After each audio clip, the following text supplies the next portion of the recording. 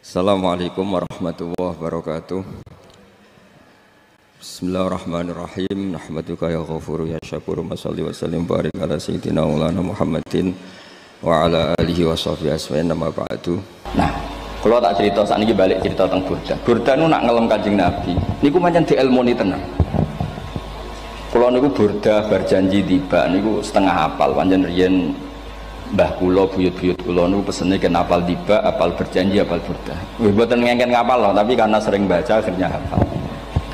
Kalau beri beberapa contoh, ngelem niku nak mboten diilmoni itu kualitasnya ada bagus, tapi kalau diilmoni itu kualitasnya bagus. Kalau beri contoh begini. Saya itu kalau pidato atau khutbah atau ngaji, apalah terserah istilah jenengan atau ceramah. Biasanya kalau seneng istilah ngaji, niku mesti ikuti sing gampang mawon wa ala alihi wa sahbihi ajmain. Ajmain itu kalimatun fariqah bainana wa bainas syiah. Fa innana nukrimu jami'as sahabah. Ajmain itu kalimatun fariqah, kalimat pembeda. Kita ahli sunnah wal jamaah akramu jami'as sahabah. Ada kelompok sing akramu sahabian wa ahanu sahabian akhar. Sehingga ajmain itu harus kita baca. Itu karena itu kalimatun fariqah, kalimat pembeda. Kata-katanya hanya ajmain. Begitu juga berjanji. Berjanji itu nak ngelem Nabi niku wa ba'du fa aqul huwa Muhammad bin Abdullah bin Abdul Muttalib wasmu Syaibatul Hamdi Khumitat Hisaluh Saniyah. Karena ketika Rasulullah memaklumatkan jadi Nabi itu problemnya itu nasabnya siapa? Orang-orang yang di Palestina, di Israel, di Yordan, di Syam kalau dulu. Itu alamatnya Nabi itu harus turunan Ibrahim. Ibrahim sementara orang Syam menurut pengetahuan orang-orang Yahudi Syam. Maka saya berjanji menunjukkan dulu kalau nasabnya Muhammad tuh ini. Terus sampai warafuhu ilal khalili Ibrahim, terus ila dzabi Ismailan nisbatu wa muntama. Terus setelah itu terus beliau ngendikan wa adnanu bila raibin inda dzabil ulumin sabiyah ila dzabi Ismailan nisbatu wa muntama. Terus ketika berjanji di Karang itu sudah ada faham-faham yang seakan-akan babahnya Nabi itu ada masalah. Terus beliau ngendikan, ini Syaibatul Hamdi, Sayyid Abdul Muttalib itu orang yang ketika buka Ka'bah, buka Zam-Zam, saurip-uripnya muji pangeran. Terus banyak lagi wasumi'a fi sulbihin Nabi sallallahu alaihi wasallam dzakarallaha ta'ala walab. Mbah yang ini bahkan dengar ketika Nabi masih di punggungnya membaca tasbih. Terus sampai fa'azim bihi min ikdin ta'allaqat kawakibud durriyah wa kaifala wa sayyidul akramu sallallahu alaihi wasallam wasitatuhumun tak. Nabi itu orang suci, makanya harus lewat rahim yang suci, harus lewat bapak yang suci, mbah yang suci, sampai ila khalilir rahman Ibrahim alaihis salam. Makanya terus dinagumkan nasabun tahsibul ula bikhulau, terus tarokus sifaha falam yusibum aruhu min adami wa ila abihi wa ummihi. Karena kabeh sonal ismihi, semuanya itu untuk menjaga asmanya Nabi Muhammad sallallahu alaihi wasallam. Kemudian Burda membentuk itu dalam bentuk nazuman. Misalnya beliau ngendikan Rasulullah itu mutiara. Jadi ketika dakwah berpola ya baik, ketika tidak berpola juga baik. Beliau cara muji Nabi faddurru yazdadu husnan wa huwa muntazimun. Namanya mutiara ketika diuntai pasti sangat indah. Tapi terus-terusannya itu wale sayang kusu qadran ghairu muntazimi. Tapi namanya mutiara, mbok berserakan pun tetap indah. Jadi unik. Berarti ketika beliau uji, Nabi dakwah tertib pernah. Sholat tuh harus begini, harus begini, harus begini. Beliau sholatnya tumakninah tertib. Tapi Nabi pernah sholat gak tertib. Duhur tuh 2 rakaat. Kan anak kiai untuk lalinan itu ya anak sana tuh. Duhur itu 2 rakaat. Tapi barokahnya Nabi Dhuhr 2 rakaat diketahui cara sholat kalau salah itu gimana. Umpama Nabi sholatnya bener terus, itu akan kesulitan kita solusinya ketika ngalamin apa? Kesalahan. Makanya Nabi ngendikan ma kuntu ansa walakin unas sali as-sunnahu, mestine ra tau lali, tapi didesain lali biar bisa jadi sunnah. Wonten tiyang sholate suwi, maca surat Baqarah. Wonten tiyang badhe njupuk wedhuse lah cara Indonesia. Bareng kesuwen diambeki mufaraqah. Walhasil Mu'ad matur Nabi, ini munafik di tengah-tengah sholat kok mufaraqah. Si penggembala unta ini juga ngeklaim, ya Rasulullah imam kita tidak benar, sholatnya kesuwen. Pikirannya wong ora bela imame. Ternyata Nabi gak belok sing ngangon. Afattanun anta ya Mu'ad. Wong imame wong seragen surat Baqarah. Ya pokoknya kulhu. Jadi Islam itu segampang itu, semudah itu. Sehingga wonten tiyang niku isane maca kulhu, rakaat lagi kulhu, saniyah nggih kulhu, pokoke kulhu. Sampai sok makmume ku mangkel. Waduh, si imam iki gak keren, mosok main apa? Kulhu. Dilaporno, ya Rasulullah, ini imam yang kau tugaskan di kampung kami niku amen maca kulhu mau. Ditimbali be Nabi, kenapa kamu baca kulhu terus? Li'annaha sifatullah, karena itu sifatnya Allah. Maka saya senang mengulang-ulang sifatnya. Terus kata Nabi, saya barusan dikasih wahyu Allah bahwa Allah mencintai kamu karena kamu mencintai surat kulhu. Nah ini ijazah yang serahkan ini ku apa? Nanti mau timbang mau idza samsu kuwirat bulet nang tengah. Jajal ampun tak tes sak niki. Kiai paling pinter teng Sragen kan mau idza samsu kuwirat di depan umum. Mungkin nak dhewean roh tapi nang ngarepe Habib Doa ngarepe Gus Wafi meriang nak muntir. Wah, ngoten niku kula ndek kanca niku imame level desa, bareng imami teng kecamatan salat Id. Mersiapno surat Tabarakalladzi biyadil mulk. Suwengi diapalo lanyah sampai ambeke hafid. Niku nyatane ya malah klirune fatal, malah lali ra maca Fatihah. Saking semangate ben ketok imam keren maca surat napa? Tabar. Jadi yo ribet. Terus kula suwun seneng Nabi niku kados senenge para ulama. Niku nak nyifati Nabi niku gampang. Kula niki beto kitab Saraipun Burdah kalian Saraipun Barjanji. Niku kalau ngelem Nabi niku sederhana sebenarnya. Tapi itu yang mengena. Bisa ulang lagi niku sing mengena. Misalnya dawuh Imam sing aran Risalah Qusyariyah. Tegene Bukhari ini cerita Bukhari. Nanti semua nabi ketika di akhirat tuh nafsi. Jadi roh prahara kiamat itu pun gak dinyali mau muni nafsi. Nabi ini cek kober ngendikan umat. Ketika semua nabi ku pelo wis ra iso muji pangeran, Nabi Muhammad di depan Allah tesih saged muji. Fa ahmaduhu bimahamida allamani rabbi. Ketika nabi lain sudah tidak punya nyali bilang alhamdulillah, Rasulullah masih punya nyali bilang alhamdulillah. Sehingga fa Muhammadun ahmadu min ghairi. Hampir semua ulama ngendikan Ahmadu yang Muhammad itu afal tafdil. Fa Muhammadun Ahmadu min ghairi. Ketika nabi lain sudah tidak bisa atau tidak punya nyali memuji Allah, Nabi Muhammad masih berani memuji Allah ketika mahsyar. Karena logikanya begini. Kira-kira pikirannya nabi-nabi itu kiamat, berarti amal harus ditutup lah, buku harus tutup. Tapi pikirannya Nabi Muhammad boten-boten. Allah itu tidak diganggu oleh apapun, tidak kena atau tunduk sama konstitusi apapun. Sampean ra iso ketemu Allah ning pun akhirat, jenengan pun boleh macam-macam ning pun tutup buku boten saged. Rahmatnya Allah tidak bisa dibatasi oleh akhirat. Saya ulang lagi, rahmatnya Allah tidak bisa dibatasi oleh akhirat. Makanya Nabi tetap berani mengajukan syafaat meskipun sudah finish, sudah akhirat sudah finish. Juga Nabi muji-muji Allah, akhirnya Allah ngendikan ya Muhammad irfa' ra'sak wasal tu'tah wasfa'tu syafa'. Sudah Muhammad, kamu minta apa tak kasih. Saatnya beliau minta hak nopo syafaat, disebut maqamam mahmud. Lan ini kula waos kitab kersane orisinil niki betapa sayangi Rasulullah sallallahu alaihi wasallam teng kita. Ketika nabi lain tidak punya nyali kecuali mikir dirinya sendiri, jadi punya ngendikan nafsi, Nabi Muhammad masih gak ada nyali ngendikan apa umat. Itu bukti bahwa Nabi itu nggak pernah nggak mikir umatnya. Wala sawfa yu'tika rabbuka apa? Fatardu. Ini Nabi cek jawab, fawwah la ardo wa wahidun ummati finnar. Kalau engkau memberi saya sampai saya puas, maka saya tidak puas dan satu dari umatku masih menjadi ahli neraka. Ini kalau waos nak sampean orang nangis kebablas. Ini cerita betapa Rasulullah Shallallahu Alaihi Wasallam. Niki jarang tiang maos niki kula waos kersane tambah mahabbat dengan Rasulullah sallallahu alaihi wasallam. Dados niki kula cerita ketika Rasulullah ketemu pangeran teng Sidratil Muntaha niku diredaksekno burdah nggih diredaksekno burdah fakhusta kulla fakharin ghaira mustarakin. Engkau mendapat kehormatan yang tidak tersaingi. Fakhusta kulla fakharin ghaira mustarakin. Jadi engkau mendapat kehormatan yang tidak akan tersaingi. Wajusta kulla maqamin ghaira mustahami. utawa khusta kullama qaumin ghairu mustahami, dan engkau mendapat satu derajat yang enggak mungkin tersaingi. Mustaham itu enggak tersaingi lah. Walhasil ternyata derajat itu apa?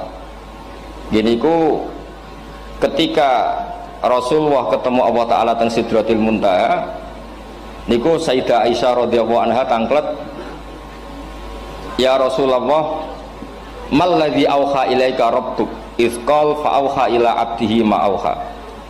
Qala ya Aisyah aturidina anta alami ma la ya'lamuhu Jibril wala Mikail wala nabiyyun mursalun wala malakun muqarrabun. Nggih, Aisyah, bagaimana mungkin kamu tanya sesuatu yang bahkan Jibril itu tidak tahu, Mikail itu tidak tahu, dan semua malaikat yang dekat maupun nabi yang jadi rasul semuanya tidak tahu hubungan saya, kedekatan saya dengan Allah membicarakan apa. Niku sing dimaksud Burdah, kaima tafuza biwaslin ayya mustatarin, wonten sing maca ayyi mustatarin anil uyuni wasirrin ayya muktatamin. Jadi Nabi ketika ketemu Allah di Sidratil Muntaha itu ada misteri yang hanya Nabi yang tahu. Nabi niki ibu-ibu harus bangga, Sayyidah Aisyah jenenge bojo wanita tanglet. Ambek Nabi itu sing ngeles. Itu rahasia yang Jibril saja tidak tahu, Mikail saja tidak tahu, masa kamu tanya? Niki khase wong putri ini. Ya Aisyah, as'aluka bi Abi Bakrin ilama a'lam tani. Gimana cara Jawa tak kadak nomor tuamu nak gak gelem cerita. Terus kunane kuno niku nggih wong wedok niku saged ngancam. Jadi kamane wis ngancam. Aku lapor bapakku, aku juga mulai sama nanti bojo kabarane. Ya rada ribet njenengan ngadepi wong wedok niku rada ribet. Terus faqala, akhirnya Nabi cerita, tapi ya tentu tidak semuanya diceritakan.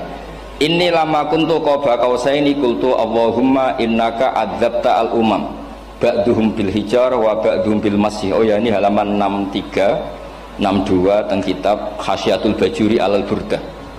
Ya, kitab Hasyiatul Bajuri alal Burdah. Ya Allah, engkau menyiksa umat-umat sebelum umat saya, sebagian bil hijar wa ba'duhum bil masih wa ba'duhum bil khasfi. Fama anta fa'ilun bi ummati, lalu yang akan kau lakukan untuk umatku itu apa? Reputasi jenengan sama orang-orang yang durhaka itu selalu menyiksa. Ada yang pakai batu, yang dilikuifaksi, ada yang pakai ini.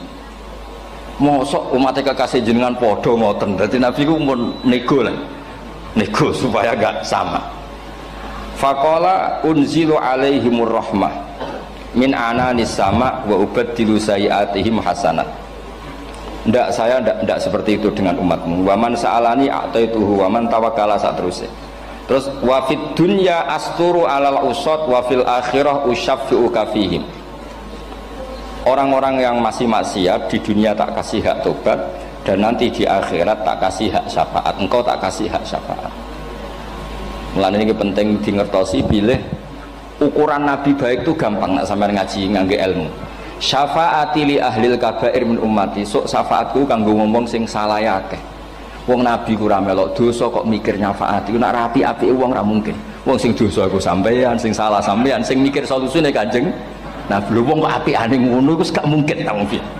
Wong sing salah iku sampean, sing diutang yang sampean, sing kasus yo sampean, sing mikir Kanjeng. Nah, itu cara ulama ngelem Kanjeng Nabi. Mulane khodam tuhu bimadikhin astaqilu bihi dzunuba umrim madha fi syi'ri wal khodami. Dadi aku ngelem Nabi iku sebagai bentuk ngelem sing dadekno dosaku ben disepuro pangeran. Misalnya kita suka Alphard, muji Alphard, suka Innova, muji Innova, suka kebun, muji kebun. Sing ribet tuh nak suka hewan, seneng kucing nggak ngelem kucingnya. Lu bareng ngelem Kanjeng Nabi kok ora iso. Lane jari Burdah, aku iku ngelem apa tau iso, mosok aku ora tau ngelem Kanjeng Nabi. Makanya terus beliau hidupnya, kemampuan syairnya didedikasikan hanya nggo ngelem Kanjeng Nabi Muhammad sallallahu alaihi wasallam. Makanya terus ngendikan wa muhli kholasi khaira multazim. Saya dedikasikan kecerdasan saya untuk ngelem Kanjeng dan Nabi, dan itu solusi terbaik. Lalu nak ngelem Kanjeng Nabi kadang kebablasan, sampai dikritik banyak ulama karena kebablasan. Gini masyhur beliau ngendikan wala yadi ka rasulullah wa ijahu kabi idzal karimu tajalla bismi muntaqimi. Wonten naskah sing tahalla juga wau teng mriki diwaos napa tahalla napa tajalla keburu. Tahalla ya. Wonten naskah tahalla wonten tajalla. Artosipun ngeten. Ya Allah, nabimu ini engkau gelari nabi yang ar-raufur rahim, sebagaimana yang sering disebut Habib Ali Al-Habsyi. Jika nabimu itu ar-raufur rahim, maka ketika engkau mau menyiksa saya dengan atas nama engkau al-muntaqim, zat yang tukang nyiksa, yang menyiksa, maka gelar engkau kepada nabi yang raufur rahim itu kamu kemanakan? Jenengan kudu konsisten, terus kadung ngarani nabi ini jenengan raufur rahim. Maka sifat jenengan yang muntakim jangan pakai dulu, karena saya ini umatnya nabi yang kamu beri gelar raufur rahim. Paham tuh jenengan? Maksudnya ya ojo sido nyiksa wong kadung mbok arani raufur rahim. Dadi wala yadi ka Rasulullah jahu kabi idzal karimu tajalla ta tahalla bismimun takim. Terus sekarang Burda jenenge Muhammad. Allah kadung janji wong sing jenenge Muhammad ora bakal disiksa. Sebetulnya maknanya ya Muhammad Sayyidul Anbiya nih. Tapi ketika ono panggilan Muhammad ke depan, Muhammad gak boleh disiksa. Jeneng kula nggih Muhammad. Terus Burdanu saking yakinnya ngendikan fa inna li zimmatan minhu bi tasmiyati Muhammadan wa huwa afal khalqi bi zimma. Gusti jenengan kudu eling nami kula niku Muhammad. Wong sing jenenge Muhammad ora oleh disiksa. Padahal maksudnya ora oleh disiksa kan kanjeng Nabi Muhammad, tapi biabake namine Muhammad. Terus ngendikan malih in ati dzamban fama ahdi bimun taqidi minan nabi wala habli bimun sorim. Gusti kula pun iman mbek jenengan. Iman itu nilainya tertinggi. Jenenge iman nilai tertinggi, maka iman nggak bisa dibatalkan hanya karena saya salah.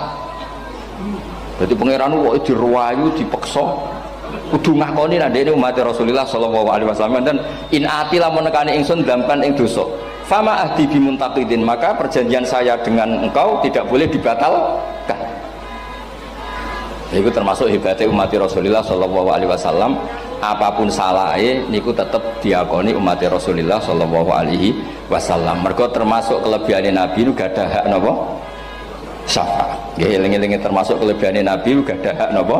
Syafaat. Meskipun kita tetap khawatir jenenge dosa ge istighfar, tapi aja dadi putus asa mergo napa in anti dzamban fama ahdi bimuntaqidi minan nabiyyi wala habli bimun sorim. Terus niku cerita-cerita madhe ulama teng Rasulullah sallallahu alaihi wasallam. Mereka milih kata-kata sing wong apik eling terus. Nggih eling terus. Wau kados wau fadurru yasdadu husnan wa huwa muntazimu wa laysa yanqusu qadran ghairu mun. Jadi dulu itu pernah ada faham-faham sing cara zahiri hadis iku abai nabi itu seperti ini cara zahiri hadis. Tapi ahli sunnah wal jamaah itu di pendapat bapake nabi babe nabi iku min ahlil jannah. Mergo apa? Wa kaifala wa sayyidul akramu sallallahu alaihi wasallam wasitatul muntaqah. Nabi itu orang suci, pasti lewat rahim-rahim yang suci. Minal aslabi thahira ilal arhamiz zakiyatil fakhirah. Itu logika yang dibangun. Sehingga terus mantep baru kayak wau mau sedibak mau berjanji kiyakan wong Islam an-nabi min abihi wa ila jaddi wa ila jaddi jaddi sampai Adam niku kabeh tarokus sifaha falam yusibhum aruhu min adami wa ila abihi wa ummi. Begitu juga masalah iman. Soal misalnya ada pertanyaan ilmiah, lalu Ibrahim gimana? Karena nanya Azar itu kafir. Zaman ada Nur Rasulullah sallallahu alaihi wasallam Azar belum kafir. Setelah intikal ke Ibrahim baru Azar kafir. Atau ada yang menjawab istilah abun di situ itu majaz. Sebetulnya Azar bukan bapak kandung tapi apa? Paman. Selalu ada jawaban ilmiah dari ulama-ulama ahli sunnah wal jamaah. Tapi kalau pesen teng jenengan sementing niku mau berjanji napa bodan niku ada 1-2 bait yang jenengan tahu maknanya. Sehingga nanti kualitas mahabbah kita, kualitas kecintaan kita pada Rasulullah sallallahu alaihi wasallam niku tambah. Misalnya ngeten, kula kan nekuni tafsir ya. Ada ayat rubama yawaddul ladzina kafaru law kanu muslimin. Niku hampir semua fasir konsensus sepakat jeng ben nek wong Islam mlebu neraka. Niku sampean kudu donga, nek mlebu neraka muga-muga jejer wong kafir sing kecangkeman. Niku dinyek. Ah jarene iman nekani mau oleh jutene neraka padha wae aku. Apa meneh misalnya sampean hafal Quran jejer wong sing ora hafal, jare kapit kok ora mlebu napa? Neraka. Kudu ana sing ngenyek. Mergo Allah nu tersinggung sak wis ana wong sing napa ngenyek. Akhirnya Allah tersinggung. Niku sing diceritakno tiba. Wa izzati wa jalali la ja'altu man akhlasa li bisyahadati kaman kadzdzababi. adkhiluhumul jannata bi rahmati.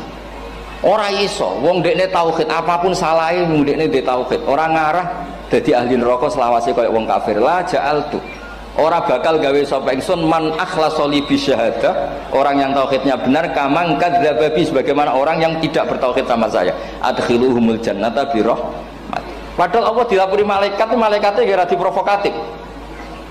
Malaikatnya lapure wajadnahum asrafu ala anfusihim wa wajadna amalahum minadz-dzunubi ka amsalil jibal. Jare pangeran wis timbang seputi Gusti, manane salah tok, reputasine salah tok. Ghairu annahum yasyaduna alla ilaha illallah wa anna muhammadar. Niku jawabe pangeran wa izzati wa jalali la ja'altu man akhlasoli kamang kadzababi adkhiluhumul jannata bi rahmati. Nah, lafaz-lafaz seperti ini kita akan punya harapan ketika ndelok umat sing carane iman tesih blepotan, carane sholat cek blepotan, carane zakat cek blepotan. Kita selalu punya harapan barokahnya iman, barokahnya mahabbah ning Rasulullah sallallahu alaihi wasallam, mereka tambah hari tambah baik. Jangan beragama yang tidak punya harapan, karena agama ini bagi yang punya harapan. Dimangka yarjuwa wal yaumal akhir, bukan yang tidak punya harapan. Kanjeng Nabi sekaruan nabi orang terbaik dilarani wong Taif, disiksa wong Mekah. Niku malaikat usul kula siksane ya Rasulullah, karena mereka menghina kekasih Allah. Mereka ada iman. Nabi masih punya harapan. Mungkin mereka ada iman, tapi asallah ayyukhrija bal arju ayyukhrijawah min aslabihim may ya'budullaha wa la yusyriku bihi syai'an. Anak bapak orang iman, aku cek di harapan anak putune iman. Dan sedekah Rasulullah sallallahu alaihi wasallam. Saniki kata bapak era poso, anaknya melok TPQ, bareng poso juk gendong, akhirnya bapak izin melok poso. Bapaknya maca Quran ra tau, bapaknya nekani wisuda anake hafid. Mulane bapaknya ora kena dibentuk, ya arep-arep napa? Anake. Nah anake ora kena dibentuk ya arep-arep putune nganti Imam Mahdi turun ngoten wae. Pokoke agama niki limangka yarjuwa wal yaumal akhir. Terus kula suwun sak napa?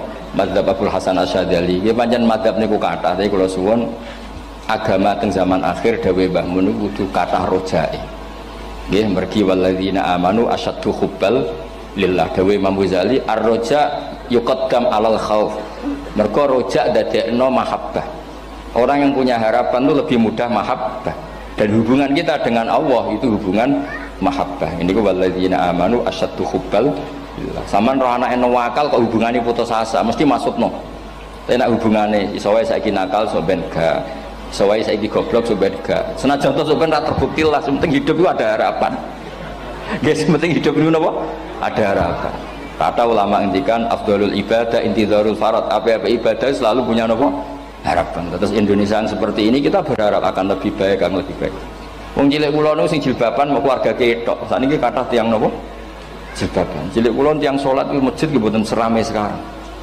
Sampeyan ra iso grutu, tapi salat tok tapi atine ngene-ngene. Wah ya ribet nak ngoten sampeyan nyoal ideal nggih ribet. Pira-pira gelem napa? Pira-pira purun napa? Salat purun teng masjid. Sampeyan ndak usah memaksa ideal, wong kita ndak pernah napa? Ideal. Terus kula suwun cerita-cerita teng tiba teng berjanji bahwa Nabi sahibus syafa'ah. Nabi nu tiyang sing peduline napa ummati. Jadi ketika Nabi lain mboten gadah nyali ngadepi hisab, nggih niku do muni nafsi, Nabi tesih gadah nyali mikir umate ngendikan mati. Carane apa? Muji pangeran bimahamida allamani rabbi. Lane dawuh iki teng ulama-ulama dawuh fa Muhammadun ahmadu min ghairi. Makanya summiya Muhammadan mergo li annahu satu wasammihi idza wada'atihi Muhammadan li annahu satu madun apa? Ubah wa summiya Ahmad li annahu ahmadu min ghairi. Ini hampir semua ulama ngendikan ketika teng mahsyar semuanya Nabi gak punya nyali untuk matur minta sama Allah. Mergo wis kiamat berarti wis finis. Nabi tesih gak ada pikiran Allah itu tidak terhalangi oleh kiamat. Allah tidak terhalangi oleh akhirat. Allah tidak bisa dihalangi apapun. Sehingga Nabi tetap wani jaluk pangeran. Berarti mujine Nabi ku lebih top karena tahu Allah itu tidak terbatasi. Nah karena Allah tidak terbatasi, podo-podo Allah wapian, wis tak jaluk kanggo umatku sing mati alat tauhid. Berhubung Nabi ngoten terus Allah ngendikan ya Muhammad irfa' ra'sak napa wasal tu'tah wasfa tusyafa. Muhammad, kepala kamu angkat, kamu minta apa saya turutin. Terus Nabi minta hak napa? Syafaat. Seseorang bertobat. Dulu umatnya Nabi Musa ada yang menyembah anak sapi, ijel itu, harus tobat. Itu tobatnya ekstrim betul. Kalau tobat sekarang kan cukup istighfar sama istighosah. Kalau dulu enggak, liyak tulal bari umingkum al mujrima, yang terbebas dari dosa menyembah anak sapi, membunuh yang terlibat atau pernah menyembah anak sapi.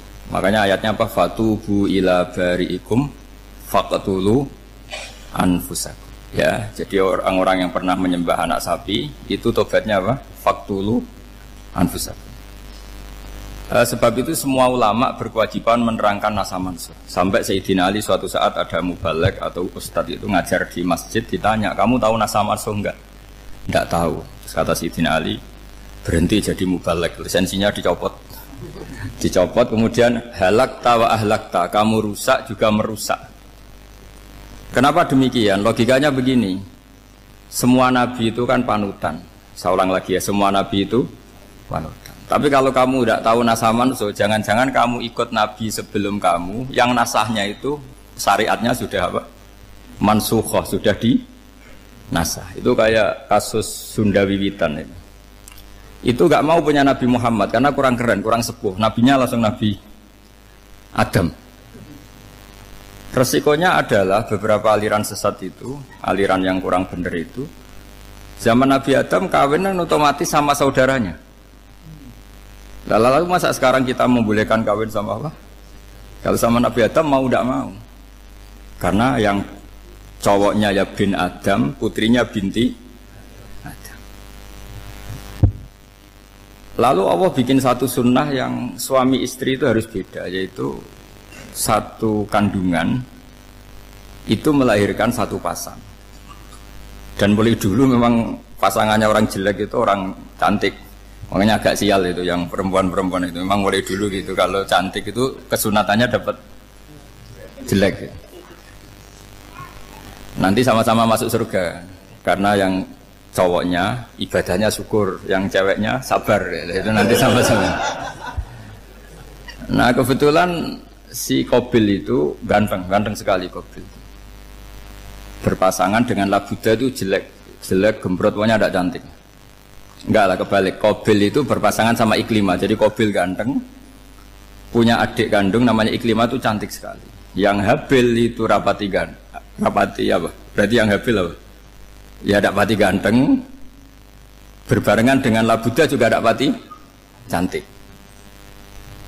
Nah karena tadi ya berarti Qabil bareng siapa? Iklimah, Habil, Labuda. Maka untuk kawin ini nggak boleh satu kandungan. Jadi dulu karena nggak ada perbedaan ibu bapak, mau tidak mau beda. Yang penting beda. Yaitu akhirnya apa? Qabil dapat Labuda, yang Habil dapat Iklimah karena beda kandungan. Itu sudah cukup. Nah, akhirnya kan nggak terima si Qabil. Masa orang ganteng dapat orang jelek. Jadi mulai dulu itu maunya orang ganteng ya dapat orang cantik, nggak terima. Tapi Allah ngatur seperti itu. Akhirnya terjadi percekcokan. Nah, dulu itu semuanya itu religius, sehingga ukuran percekcokannya masih religi, yaitu ya gini saja, kita ngadakan kurban, yang diterima itu ya menang. Ya ternyata dalam kompetisi itu yang menang siapa? Habil. Akhirnya Habil jadi menikahi siapa? Iklimah. Kalau sekarang kompetisinya kan siapa paling kaya ya menang, lebih gampang. Nah kemudian bayangkan misalnya, ya saya ini menerangkan nasa mansur. Kita semua sering ngomong, sering berkoar-koar, sering menyarankan atau mewajibkan para nabi itu panutan dalam semua perilakunya. Ternyata ada beberapa perilaku yang sudah dinasah atau dihapus ketentuannya oleh syariatnya Rasulullah Shallallahu Alaihi Wasallam. Maka mengenali nasa mansur itu keharusan dalam ulumul Quran. Ya, makanya Allah mengatakan apa? Manansah min ayatin aw nunsiha pasti na'ti bi khairim minha aw misli. Jadi saya nerangkan nasah mansur itu dua sesi. Satu sesi antar nabi, dua di internal syariatnya apa? Nabi. Sekali saja hari ini dok, sudah setelah itu anggap pinter sudah. Kalau sudah jangan tanya lagi. Nah, ada beberapa lagi syariat yang masalah metode. Dulu Nabi Nuh itu dibolehkan oleh Allah saking mangkelnya sama orang kafir. Saya ulang lagi, orang kafir itu kan biadab sekali, nempat buminya Allah, makan rezekinya Allah, kemudian mengkafirkan Allah. Pikirannya Nabi Nuh, orang biadab gini nggak layak hidup, itu pikirannya Nabi Nuh. Kalau dia pakai militer, tidak punya militer, ya pakai langit akhirnya. Pakai kekuatan langit, beliau berdoa, Rabbi la tazar alal ardi minal kafirina dayyar. Innaka intazarhum yudillu ibadaka wa la yalidu illa fajirong kafar. Ya Allah, mereka ini orang-orang kafir, padahal pakai bumi engkau, pakai rezeki engkau, matikan semua saja. Jangan sisakan satupun. Karena kalau masih sisa, nanti anak turunnya ya gitu. Gennya gendo ya pasti melahirkan gendo. Gen wala yalidu illa fajirong kafar. Kalau kamu sisakan pasti melahirkan generasi gendo lagi, kafir lagi. Dituruti sama Allah. Kecuali orang 80 yang ikut Nabi Nuh. Nah, orang 80 yang ikut Nabi Nuh ini selamat karena iman. Maka generasi yang sekarang ini termasuk saya semua ini semuanya turunan orang iman. Maka kita ini punya dua status. Satu, Allah kadang manggil kita ya Bani Adam, karena faktanya kita turunan Nabi apa? Adam. Panggilan kedua adalah Zurriyataman hamalna ma'nu. Orang-orang sekarang itu pasti turunan orang yang ikut perahunya Nabi Nuh. Jadi nasab kita ini sudah steril. Sudah tidak ada nasab lewat kafir, karena yang kafir sudah habis. Semua orang sekarang itu turunan Nabi Nuh, yaitu disebut apa? Zurriyataman hamalna ma'nu. Itu sekitar orang 80. Nah, oleh Allah Subhanahu wa taala syariat seperti ini pernah dituruti, yaitu akhirnya mereka mati semua kecuali orang 80 yang mukmin. Tapi uniknya Allah apa? Era Rasulullah sallallahu alaihi wasallam, nabi kita Nabi Muhammad itu diutus rahmatan lil alamin. Ketika Nabi didustakan, diusir, disakiti, malaikat gunung, beberapa malaikat sing ahli adab spesial eksekutor lah kira-kira gitu. Muhammad, kamu bilang saja ke saya, kalau kamu ingin orang-orang Mekah Bujal CS, saya hancurkan. Tapi apa kata Nabi? Saya berharap kalau mereka belum iman, anak cucunya iman. Karena bagaimanapun sperma ya, atau calon bayi atau calon keturunan itu kan ada fi aslabir rijal atau fi zuhurir rijal. Jadi kalau dalam ilmu agama itu gen manusia itu disimpan di zuhurir rijal, di punggung lelaki, nanti dipindah ke arhamin nisa. Logikanya gini, ini dengerin ya, logikanya gini, misalnya Abu Jahal itu di situ ada orang namanya Ikrimah, itu anaknya Abu Jahal, itu orang mukmin, akhirnya ya jadi orang alim. Abu Lahab itu di rahimnya, di punggungnya ada perempuan namanya Darroh, akhirnya juga orang mukminah. Saya berikan contoh. Khalid bin Walid itu anaknya Walid. Walid itu musuh besarnya Rasulullah, tapi di punggungnya ada orang bernama Khalid. Ini dengerin. Nah, di punggung ini kira-kira Allah sudah tahu apa belum? Jawabannya sudah tahu. Artinya kalau ini mati atau kamu bunuh, kamu sebenarnya nggak bunuh orang kafir saja, bunuh calon orang mukmin yang sekarang masih bersemayam di punggungnya orang-orang kafir. Jadi bisa saja orang yang sedang kafir itu ada sekian calon generasi yang suatu saat mukmin. Itu syariat yang diajarkan ke Rasulullah Shallallahu Alaihi Wasallam. Karena kasofnya Nabi, kasof itu satu kondisi di mana seorang Nabi itu dipertontonkan sesuatu yang nggak kelihatan. Itu dalam bahasa Arab kasof atau mukasyafah. Nabi dipertontonkan ternyata banyak orang kafir yang di punggungnya itu ada calon generasi mukmin atau muslim. Akhirnya Nabi gak berani. Jangan bunuh.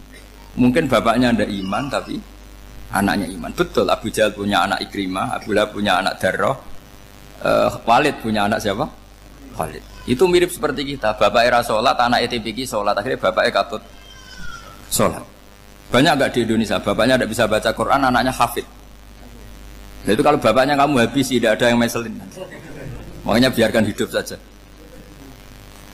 Nah, artinya gini, andaikan tidak ada ulama yang menerangkan nasa mansuh, dikira syariat Nabi Nuh itu abadan mu'abbadat, selamanya lama.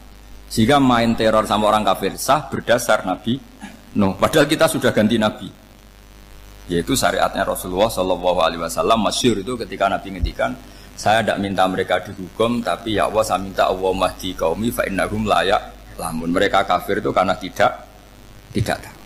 Sehingga ada periode. Loh kalau perang itu beda. Perang itu konteksnya duel. Itu tidak harus sama Abu Jahal, Abu Lahab. Ada penjahat mau bunuh kamu wajib perang enggak? Wajib. Penjahatnya meskipun muslim apa harus kafir? Meskipun muslim. Maka kata ulama fikih sebetulnya perang duel itu bukan syariat muslim sama kafir tok. Masih muslim sama muslim, misalnya ada orang mau merkosa istri kamu, terus dia pamit gini, saya muslim loh, beri hak loh. Enggak bisa. Saya penjahat loh, muslim. Jadi kamu enggak boleh merangin saya, ngelawan saya. Saya kan muslim. Enggak bisa, tetap harus dilawan. Makanya kata ulama-ulama fikih, pertarungan sama musuh itu tidak harus sama orang kafir. Orang muslim pun yang mengganggu kehormatan kita, misalnya mau merkosa istri Anda, itu harus dilawan. Makanya Nabi ngendikan mangkutila duna mali fahuwa syahid, mangkutila duna harimi fahuwa syahid. Orang yang mati karena membela kehormatan keluarganya atau hartanya, maka dia mati syahid. Dan penjahat yang mati ini muhaddarun damu, diabaikan sehingga enggak kena kisos, membunuhnya enggak kena. Misalnya ada penjahat mau bunuh kamu duel menang, kamu enggak kena kisos karena ini muhaddarun damu, diabaikan kehormatannya. Padahal dia muslim, apa? Muslim. Ini perlu. Jadi ini mengaji ini agak jelimet tapi gampang. Kan kalau paham enggak paham selesai, jadi yang enggak baca selesai itu. Sehingga kalau enggak ada nasa mansuh, maka orang selalu berpikir, pokoknya yang penting ikut Nabi. Nah itu bahayanya kalau Anda tidak tahu detail, jangan-jangan syariat yang kamu ikuti itu syariat yang sudah berstatus mansukhoh, telah dicabut. Dan itu banyak. Makanya kata Sayyidina Ali ketika ada orang ngajar gak tahu nasa mansuh, halakta wa ahlakta, kamu rusak dan merusak orang lain. Seperti tadi pernah ada kawin itu satu turunan, yaitu era Nabi Adam. Masa kita sekarang kawin sama satu turunan, kan gak mungkin. Ya kan, pernah ada membumi hanguskan orang kafir, yaitu syariatnya Nabi Nuh. Itu dihapus oleh syariatnya Nabi Ibrahim dulu. Yaitu Nabi Ibrahim menghentikan apa? Faman tabi'ani fa innahu minni wa man asoni fa innaka ghafurur rahim. Ya, kalau orang ikut saya, ya Allah, ya pasti golongan saya. Kalau yang masih maksiat, masih balelo, saya berharap engkau ampuni. Akhirnya banyak orang kafir tobat. Coba era Rasulullah itu semua orang kafir Mekah itu kafir. Nabi belum wafat, itu sudah ada 114.000 mukmin semua. Jadi Nabi menangi mayoritas orang menjadi mukmin dari mayoritas kafir. Yaitu disebut waro'aitan nasa yadkhuluna fi dinillahi afwaja. Andai kan Nabi Muhammad pakai syariatnya Nabi Nuh, bisa enggak mengislamkan orang sebanyak itu? Enggak bisa kan? Maka ini penting mengenali nasah mansuh. Jadi periode cara wong Jawa maksud no tuntas. Robila tadar itu, pasot tuntas itu, menghabisi itu habis di periode Nabi siapa? Nuh. Syariat itu sudah enggak dipakai lagi, yang dipakai apa? Faman tabi'ani fa innahu minni wa man asoni fa innaka ghafurur rahim. Lah Nabi Muhammad ini nabi yang kena khitab anit tabi millata Ibrahim hanifah. Jadi masternya Nabi Muhammad itu mentornya Nabi Ibrahim. Sehingga syariatnya ya faman tabi'ani fa innahu minni wa man asoni fa innaka ghafurur rahim. Tidak syariat rabbila tadzar alal ardi minal kafirina daya. Jelas ya, jadi mengenali nasa mansuh itu penting sekali. Karena kalau tidak, Anda halakta wa ahlakta, kamu merusak diri kamu sendiri, juga merusak orang lain. Karena menfatwakan hukum yang sebetulnya sudah berstatus mansukhoh, hanya berdasar, itu kan syariatnya Nabi-Nabi dulu. Syariat yang apa? Syariat yang nggak pernah terhapus hanya satu, usuluddin, yaitu tauhid, itu sama. Tapi kalau syariat itu beda-beda, atau furu'iyah itu beda-beda. Itu tadi saya beri contoh, era Nabi dulu kalau ada pakaian najis dipotong, dibuang. Era Nabi Muhammad dicuci. Orang kafir dihabisi oleh langit. Era Nabi Muhammad enggak boleh, bahkan didoakan Allahumma hdi qaumi fa innahum la ya'lamun. Di Qur'annya apa? Wa in ahadum minal musyrikin astajaraka fa'jirhu hatta yasma'a kalam Allah summa ablihu makmana. Jadi kalau ada orang kafir enggak boleh main dihabisin, mereka beri peluang untuk mengkaji kitabullah hatta yasma'a kalam Allah. Kalau mereka sudah berpeluang ngaji, harus summa ablihu makmana, harus dijamin keamanan. Ya, karena apa? Dzalika bi annahum qaumul la ya'lamun. Bagaimanapun mereka memang karena tidak tahu. Nah, kenapa tidak tahu? Enggak. Karena tadi mereka tertutup oleh kultur yang beratus-ratus tahun. Mbah-mbahnya mereka menyembah batu, menyembah berhala. Ya taunya itu ya Tuhan. Bagaimana Anda bisa menjelaskan sesuatu yang sudah beratus-ratus tahun kan tidak gampang. Maka ada periode dimaklumi, apa? Kalau era sampean kan, mosok waktu disembah saking gobloknya orang, kamu lahir kan sudah nyembah Allah, tidak nyembah batu. Bayangkan kalau kamu jadi mereka.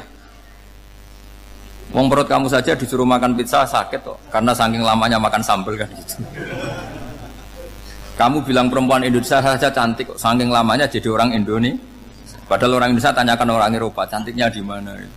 Kamu lahir di Afrika, bilang orang Afrika itu cantik, tanyakan orang Eropa, cantiknya di mana? Hitam gitu kok.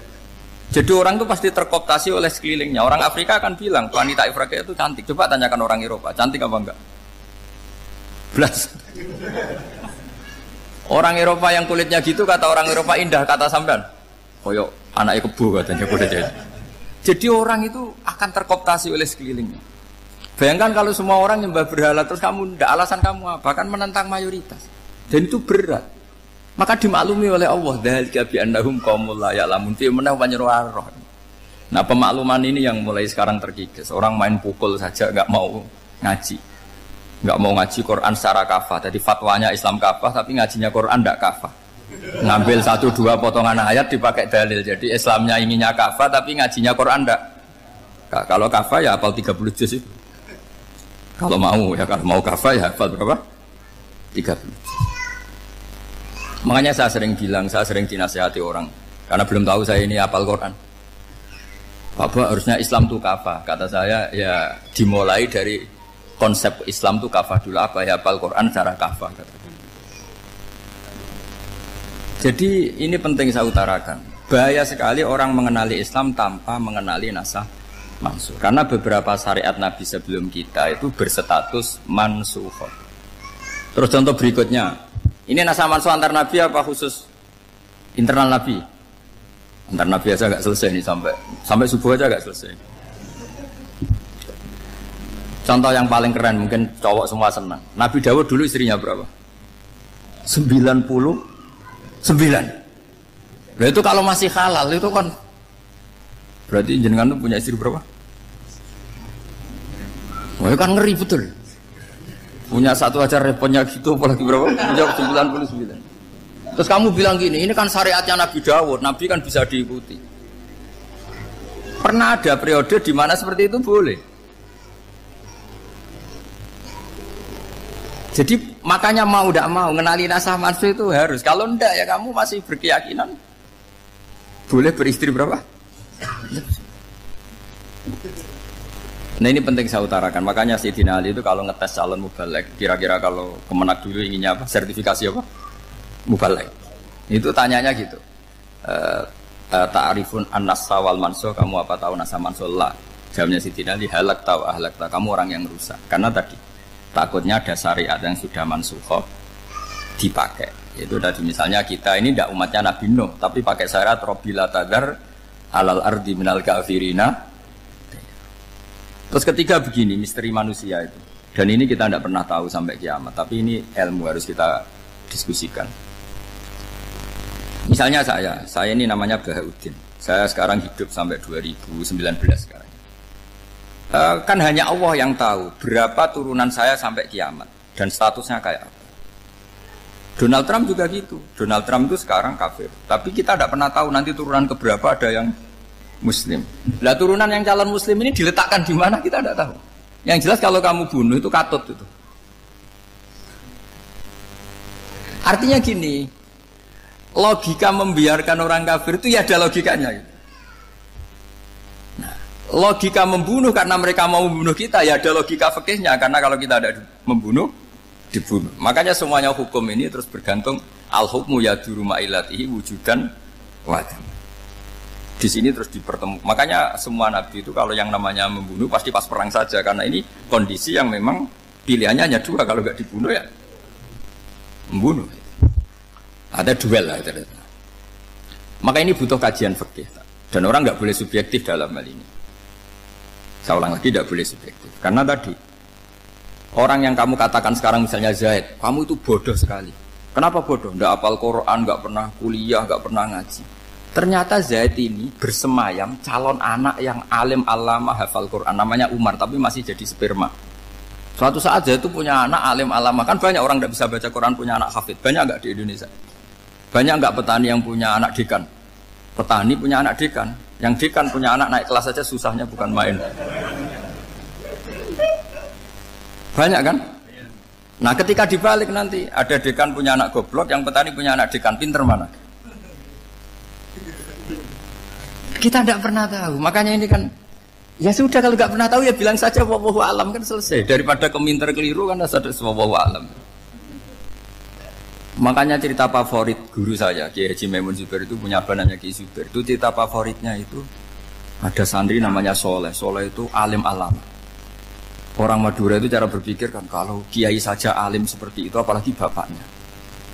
Pas bapaknya main ke pondok, santrinya ada ribuan, bapaknya main ke pondok itu sholat itu ya gak bener, gak sesuai sunnah Rasul lah kira-kira gitu. Sudah sholat itu gak bener apa-apa gak bener, masih ditakwil sama santri Madura karena orang Madura itu kultus. Mungkin khilaf itu satu khusus, pokoknya perlakuan khusus. Suatu saat saking bodohnya orang itu kenceng tuh pinggir musola. Wah ini gak bisa ditakwil lagi, akhirnya gak bisa ditakwil tuh gak. Wah ini sudah gak bener ini, gak bener. Singkat cerita santri tadi gak kuat matur ke kiainya, Pak Yai, jenengan sealim itu kok bapaknya segoblok itu. Kenapa? Ya, dia kencing pinggir musola. Oh bapak saya itu pinter sekali. Kok bisa? Karena beliau yang memutuskan saya mondok sampai saya jadi alim alama seperti ini. Yang bodoh itu mbah saya. Yang bodoh itu mbah saya kan?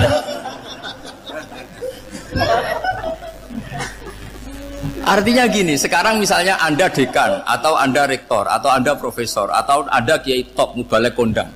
Anda mubalek kondang terus punya anak, gobloknya bukan main. Atau apalagi anaknya ketangkep KPK. Yang satu anaknya orang bodoh jadi dekan. Kalau kompetisi ini pinter mana coba? Ada ahli metodologi, tapi anaknya itu terlibat narkoba. Yang ini petani utun, anaknya dekan. Kira-kira kalau dikompetisikan pinter mana? Anaknya pinter petani tadi gitu. Yang ketika petani kamu vonis bodoh gitu. Tapi siapa tahu kalau ini menyimpan calon. Paham ya? Kita tidak pernah tahu. Makanya Quran selalu ngajari dalam ilmu sosial itu wa in adri la allahu fitnatul lakum wa mata'un ila. Dalam ilmu sosial itu kita harus jawab tidak tahu. Karena mungkin. Makanya saya tadi pagi ngaji di direktorat saya bilang, saya pernah diprotes orang, Gus kamu udah jelas 01 apa 02. Ya saya jawab gitu. Manusia itu makhluk yang paling gak jelas gitu. Sekarang soleh suatu saat bisa saja gak soleh. Yang sedang gak soleh suatu saat soleh. Sesuatu yang mungkin rubah kok kamu fanatik itu gimana? Nalarnya itu gimana? Coba kita tahu dulu Wahsy itu pembunuh Hamzah, akhirnya mati mukmin ya enggak? Padahal orang yang sangat dibenci Rasulullah karena membunuh Sayyid siapa? Hamzah. Sa'labah yang tukang itikaf di masjid akhirnya su'ul khatimah. Kita tidak pernah. Lah kalau nggak pernah tahu ya tidak usah terlalu fanatik biasa saja. Kayak jenengan seneng saya itu ya saya tidak tahu sampai kapan ya. Saya seneng sampean sampai kapan ya tidak tahu. Kayak suami istri itu. Pas nikah harmonis bulan madu sampai kapan berarti. Yang jelas paling awet itu pasangan jelek itu pasti nggak awet. Makanya jadi guyonan tuh. Pasangan itu jangan baik-baik nggak awet. Kalau jelek itu awet. Ternyata maksudnya cantik sama ganteng itu suatu saat pasti jadi jelek. Yang jelek sama jelek pasti jelek terus. Makanya jadi guyonan.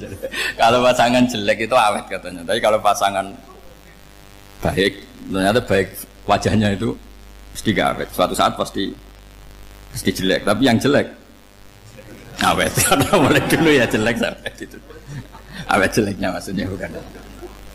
Ya jelas ya, jadi saya mohon sekali ini ilmu. Sampai ndak urusan, ini bukan urusan cocok ndak cocok, tapi ilmu. Ilmu harus kita dengar bahwa syariatnya para nabi itu yang sifatnya furu'iyah, tidak usuliyah, tidak tauhid itu potensi rubah. Sehingga mengkaji nasah mansuh itu satu keharusan seorang ulama. Makanya setiap ada syariat nabi, hal hadis syariah mu'abbadah amla, mansukhah amla. Karena potensi itu tinggi. Kita tahu dulu semua nabi sholat menghadap apa? Baitul Maqdis. Era Rasulullah dipindah ke Ka'bah. Tapi kalau kamu katakan total Baitul Maqdis ya tidak juga. Nabi Ibrahim mulai dulu madhabnya ke Ka'bah. Tapi kalau Nabi Musa ke Baitul Maqdis. Terus kamu bilang ini 01, 02 ya memang syariat jadi sesuatu yang furu'iyah. Nah, kenapa ini furu'iyah? Jawabannya sederhana. Ketika seseorang menghadap Ka'bah itu menghadap batu apa menghadap Allah? Allah. Ketika menghadap Baitul Maqdis hakikatnya menghadap Allah apa menghadap Baitul Maqdis? Allah. Maka menghadap Ka'bah itu masalah furu'iyah. Yang masalah usuliyah adalah inni wajjahtu wajhiya lilladzi fataras samawati wal ardh. Yang permanen adalah menghadap Allah Subhanahu wa ta'ala. Cuma secara prosedur syariatnya secara zahir menghadap Ka'bah. Maka potensi rubah karena ternyata itu furu'iyah, untuk kiblatnya itu furu'iyah. Yang permanen adalah menghadap ke Allah Subhanahu wa ta'ala. Ini pentingnya. Jadi terus sekarang masih antar nabi apa di internal nabi? Ini sudah mau selesai waktunya, sudah habis ini. Internal. Ini sudah selesai, ini sudah pas ini. Mohon Pak Amir. Wah.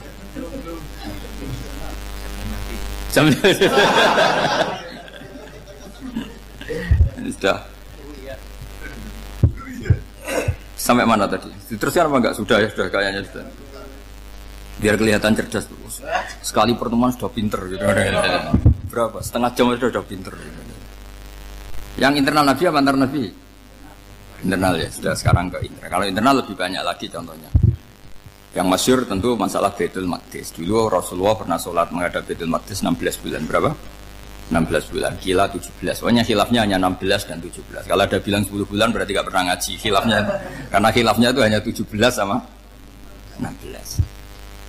Akhirnya sama Allah diminta disuruh menghadap ke Ka'bah. Saya ulang lagi, itu tetap masalah antar nabi sebetulnya. Begini, makom itu kalau dalam bahasa Arab bukan kuburan. Kalau di Indonesia kan makomnya Sunan Bonang itu kan kuburan. Kalau makom dalam bahasa Arab itu sesuatu yang pernah dipakai singgah, itu namanya apa? Makom. Lalu Rasulullah itu pertama di Medina itu madhab Baitul Maqdis itu 16 bulan. Orang Yahudi senangnya bukan main, sampai mereka bilang gini, Muhammad tuh gaya-gaya nantok punya agama baru, tapi kiblatnya ikut kita. Baguslah anak itu katanya, masih tahu diri katanya. Bagus katanya itu masih tahu diri. Jadi senangnya bukan main orang Yahudi. Karena kiblatnya Muhammad sama dengan mereka. Ya tentu mereka jangkar Muhammad, bukan Sayyidina Muhammad atau Rasul Muhammad, karena mereka masih enggak iman. Nabi itu ya agak tersiksa karena beliau secara gen turunan Nabi Ibrahim dan kiblatnya Ibrahim itu Ka'bah. Agak tersiksa tapi sami'na wa ata'na tetap madhab ke Baitul Maqdis berapa? 16 bulan.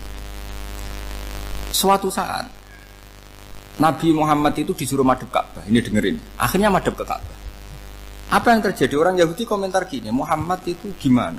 Dia di perantauan rindu sama keluarganya, terus rindunya itu diaplikasikan jadi perilaku agama. Jadi dia madhab Ka'bah dianggap kangen. Kayak saya kan orang Rembang. Rembang itu apanya Jogja? Timurnya apa? Enggak, Jakarta itu mana Jakarta itu? Barat sana ya. Ibaratnya saya orang Jakarta, terus merantau di Jogja. Dulu kiblatnya itu menghadap ke timur. Terus ketika madhab ke barat kata sampean, wah itu padunya kangen apa? Keluarga. Juga kurang ajar orang Yahudi. Jadi orang Yahudi itu memang paling pinter bully. Makanya kalau sampean tukang bully itu ya agak-agak ya enggak. Saya enggak ngomong agak ya pokoknya agak-agak itu. Ya. Pinter bully orang Yahudi. Makanya enggak ada orang debat sepinter orang Yahudi. Yang bisa ngalahkan hanya Tuhan itu. Orang Yahudi yang bisa ngalahkan hanya Tuhan. Lalu Sayyidina Ali tak orang paling terkenal cerdas. Itu kalau sama orang Yahudi itu pusing. Karena ya apa logikanya itu? Saya beri sekian contoh. Ada orang Yahudi tanya gini, Muhammad, kalau kambing mati itu yang bunuh siapa? Ya Allah, mati langsung itu. Agama kamu itu aneh, Mak. Yang langsung sentuhan Allah haram, tapi yang lewat tangan-tangan jahil manusia malah halal. Harusnya itu yang halal kan orisinal, langsung Allah yang bunuh. Jadi utaknya itu aneh, dari cara berpikir itu aneh. Nah cara sampean ini kan, nak halal pangan kue. Tapi Nabi kan nggak boleh bertutur kata kasar gitu. Kalau yang jadi Nabi saya untalan ngono kan gitu.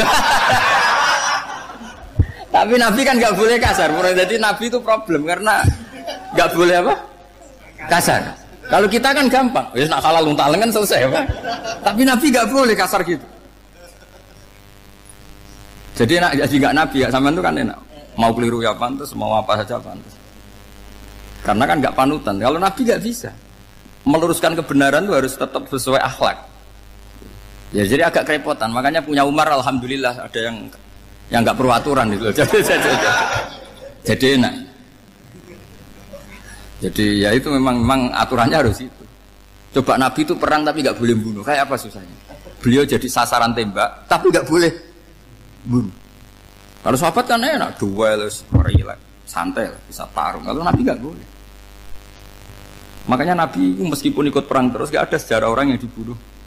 Ya hanya satu peristiwa itu pun dibaca orang kafir, ditangkis Nabi, pedangnya kembali ke dia mati. Tapi nggak ada yang Nabi. Karena Nabi kalau pembunuh nanti itu terus kayak pendekar kan susah juga punya Nabi kok. Habis perang misalnya Nabi tanya, Muhammad habis perang berapa? 1000. Ya repot juga punya Nabi mantan apa? Membunuh meskipun yang dibunuh orang kafir, tapi kan kayak apa ya? Fitrah manusia itu akan menolak kepemimpinan orang yang gitulah pokoknya nggak bisa diterangkan itu. Makanya Nabi itu nggak pernah bunuh meskipun kayak apa musuhnya tapi nggak pernah bunuh. Untungnya di sekeliling orang-orang yang tadi. Jangan bilang tuh suka bunuh ya, pokoknya perang itu ya. Perang dengan bunuh itu beda loh. Ya. Kalau perang itu fair apa? Fair.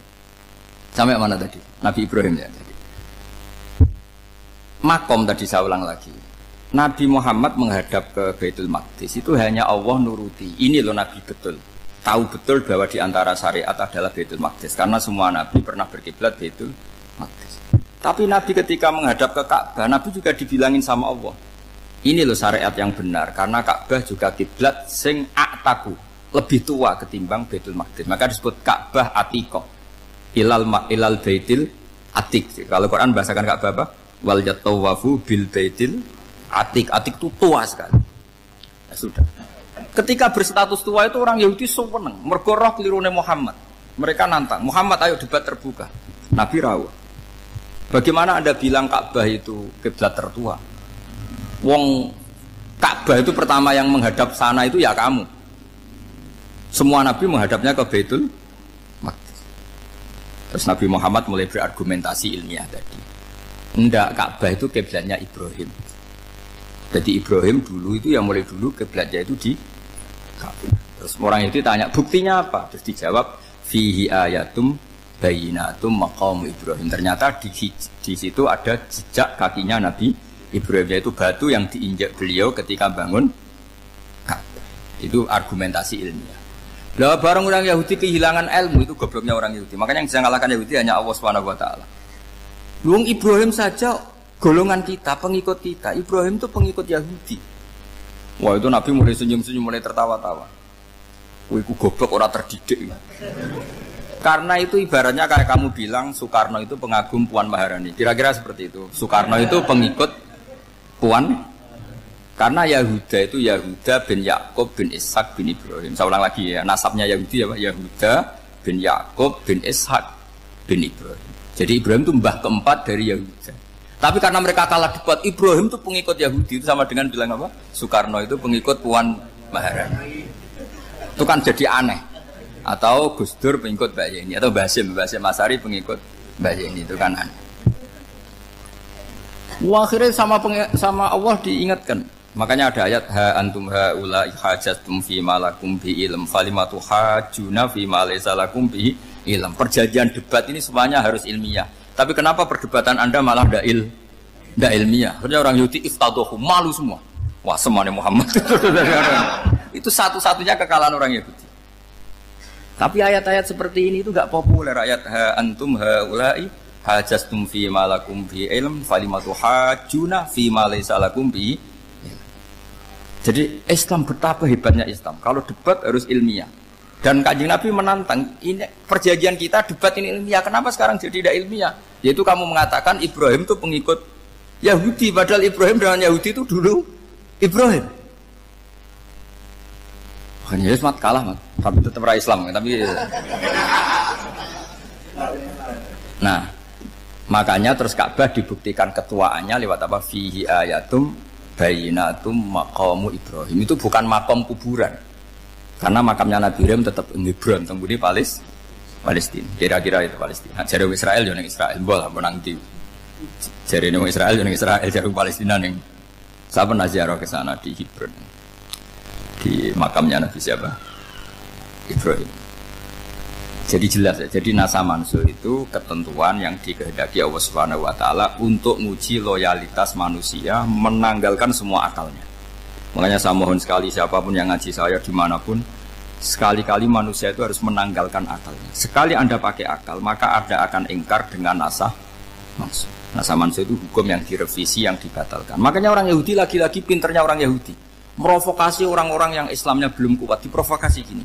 Ungzuru ila Muhammadin tahayyara fi din yukhillu yawman wa yuharrimu ukhra. Lihat itu Muhammad, dia kebingungan cara beragama. Kadang bilang A, besok bilang B. Jadi nasa mansuh dianggap satu bentuk kebingungan. Gak kurang ajar tapi. Wah, akhirnya sebagian orang yang murtad. Makanya nasa mansuh itu satu peristiwa yang menjadikan banyak orang murtad. Karena diprovokasi orang Yahudi bahwa itu bentuk kebingungan Muhammad.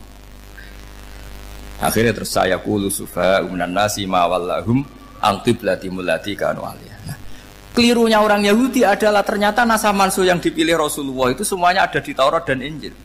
Termasuk di Taurat dan Injil disifati dan Nabi yusolli ilal qiblatin, bahwa Nabi ini akan bersolat dengan dua kiblat.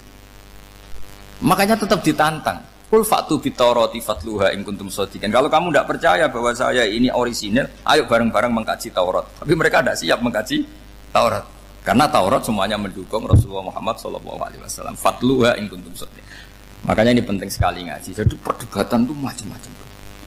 Dan itu pinternya orang Yahudi. Ungzuru ila Muhammadin tahayyara fi dini yukhillu yawman wa yuharrimu ukhra. Ini penting sekali. Makanya nasa mansuh itu uji loyalitas. Itu Imam Malik kalau mencontohkan ke Imam Syafi'i. Saya berisikan contoh fikih. Ini saya melanggar waktu ini. Ini sudah berapa? Saya yang tidak mengesahkan diri saya. Ya misalnya ini ya, ini kertas saya bawa ya, ini kertas saya bawa. Terus ini tak kasih uang misalnya, uang 100.000. Atau kalau contoh Imam Syafi'i dulu dididik Imam Malik begini. Ya Syafi'i, kalau kamu punya dua budak, dua pembantu, kalau dulu kan masih ada budak, dua pembantu lah kira-kira. Seneng mana, yang cerdas sama yang goblok? Seneng yang cerdas. Kalau yang nurut sama yang bantahan, seneng yang nurut. Lah yang nurut itu yang goblok. Makanya tinggal dibalik saja. Kamu tak beda ya. Seneng mana punya istri yang cerdas apa yang goblok? Coba jawab. Atau ibu-ibu mbak-mbak ini, seneng mana punya suami yang cerdas atau yang goblok? Kalau cerdas gak bisa diakali, tapi goblok nurut tapi ya kadang di sini kan dengan di sini. Nah, itu kan antar manusia. Masalahnya kita menghadapi Allah Subhanahu wa taala yang semua kita pasti bodoh. Kita menghadapi Allah Subhanahu wa taala yang semuanya kita pasti bodoh. Allah jelas ngendikan wa kanal insanu dzaluman jahula. Manusia itu banyak dolimnya. Dolim itu sifat mubalaghah.